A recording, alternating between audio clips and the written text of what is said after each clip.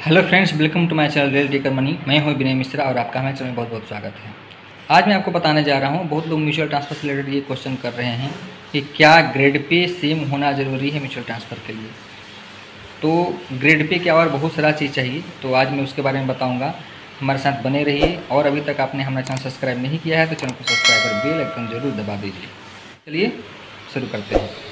जब आप mutual transfer किसी के साथ लगाते हैं तो ये भी मायने रखता है कि आप जनरल हैं, ओबीसी हैं या एससी एसटी हैं।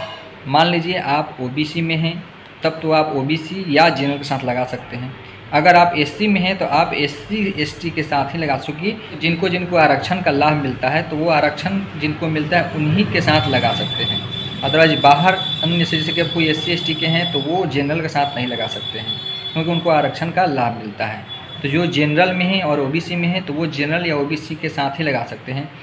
पहला हो गया। दूसरा, मान लीजिए आपका ग्रेड पे 1900 है और कोई टेक थर्ड है और कोई टेक 2 है, तो वो टेक 2 से भी लगा सकते हैं, लेकिन जब वो जाएगा म्यूचुअल ट्रांसफ़र ना तो उसको डिमोशन होकर के जाना पड़ेगा। सबसे दूसरा हो गया। तीसरा ये हो गया कि उसका ट्रेड लेकिन सेम होना चाहिए।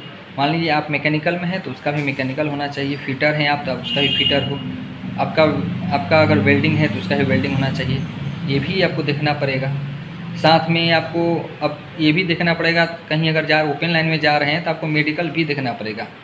कि मान लीजिए कि अगर C2 है तो आप ओपन लाइन में नहीं जा सकते हैं। आपका मेडिकल कैटेगरी C1 तक ही आपका ओपन लाइन में है, जो आपको ओपन लाइन में चल सकता है। तो आपको मेडिकल कैटेगरी भी देखना पड़ेगा। तो जगह जगह पर बहुत सारी चीज़ें चेंज होती रहती हैं। आप वहाँ के जहाँ भी आप काम कर रहे हैं वहाँ से रिलेटेड आप अपने डीलिंग क्लर्क से बात कीजिए और उससे जानकारी आपको मिल जाएगा।